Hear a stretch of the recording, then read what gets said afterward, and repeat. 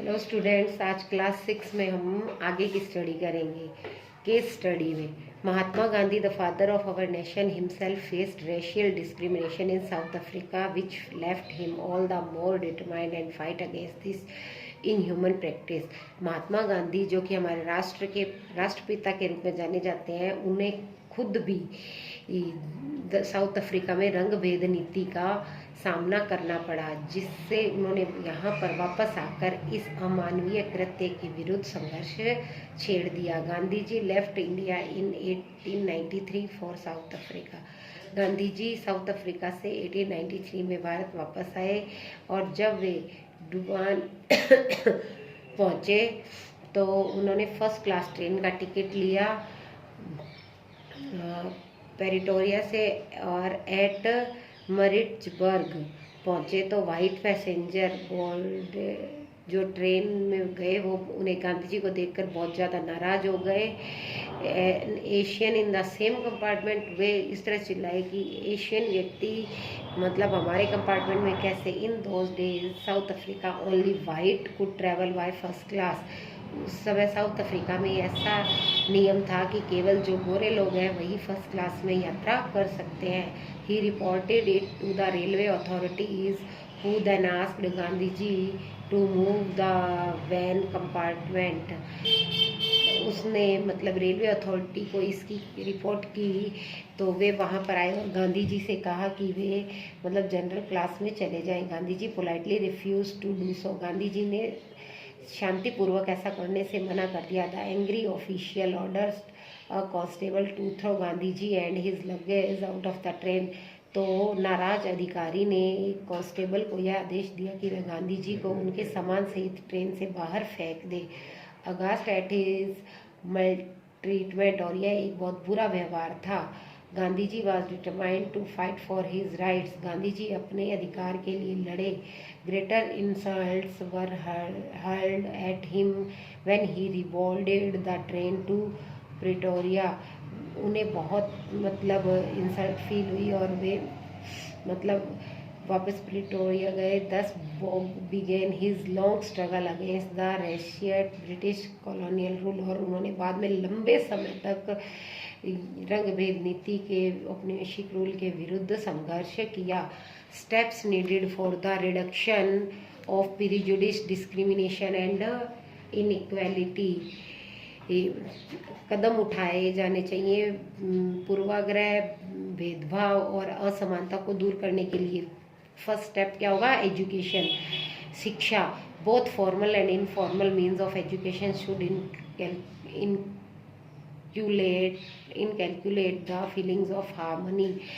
दोनों ही, चाहे वह फॉर्मल है, औपचारिक या अनौपचारिक जो शिक्षा है, वह दोनों ही सही ढंग से देखा जाए तो इस तरह की भावना को, अपनी गरिमा की भावना को महसूस करती हैं। लॉ, कानून, law should be made to reduce discrimination and inequalities and should be strictly adhered, और कानून ऐसे स्ट्रिक्टली बनाए जाने चाहिए जिससे कि भेदभाव और असमानता अपने आप खत्म हो जाए। Intercaste marriage should be encourage, अंतर्जातीय विवाह को बढ़ावा देना चाहिए। Media should encourage harmony among different communities, media को भी बढ़ावा देना चाहिए जिससे कि अलग अलग समुदायों की गरिमा बनी रहे। रिलीजन, धर्म शुड नॉट ब्रीड हेटर्ड, धर्म कभी भी घृणा करना नहीं सिखाता। Meaning of religion should be propagated in a boulder sense which should be breed harmony, tolerance and respect for all.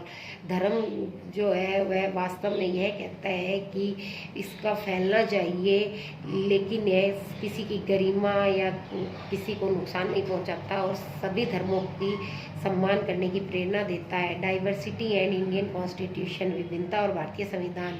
Fortunately after independence, स्वतंत्रता के बाद caste system has been steadily losing importance, जाति व्यवस्था ने अपना महत्व खो दिया। This is specially true of the cities and town, और ऐसा विशेषकर शहरों और कस्बों में हुआ। The credit for this goes to the leaders who wrote the constitution of India, और इस बात का क्रेडिट जो है वह उन नेताओं को जाता है जिन्होंने भारतीय संविधान को लिखा। Constitution is a set of principles which clearly tell us the duties of government and the rules by which the government will run the country। ये संविधान जो है वह नियमों और कानूनों का एक ऐसा संग्रह है जिसमें क्लियरली कर्तव्यों के बारे में बताया गया है सरकार के।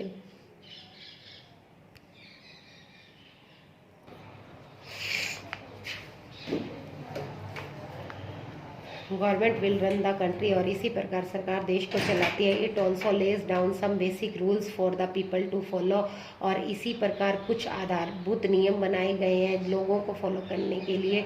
So the everyday life can go on smoothly, जिससे कि प्रत्येक दिन का जीवन आराम से चल सके। The leaders who road our constitution were concerned about the different inequalities that exist in India at the time of independence and about the problem of discrimination in our society। जो नेता जिन्होंने कि हमारे संविधान को लिखा है उन्होंने मतलब अलग प्रकार से असमानता जो विद्यमान है स्वतंत्रता के बाद उस समस्या को भेदभाव के रूप में मतलब देखा और समाज से उसे खत्म करने की सोची। सम ऑफ देम, उसमें से कुछ नेता हैं doctor B.R. Ambedkar had even faced social discrimination in their own life. जैसे कि B.R. अम्बेडकर ने खुद अपने जीवन में भी डिस्क्रिमिनेशन को फेस किया है एंड फॉट अगेंस्ट, और वे इसके विरुद्ध लड़े हैं।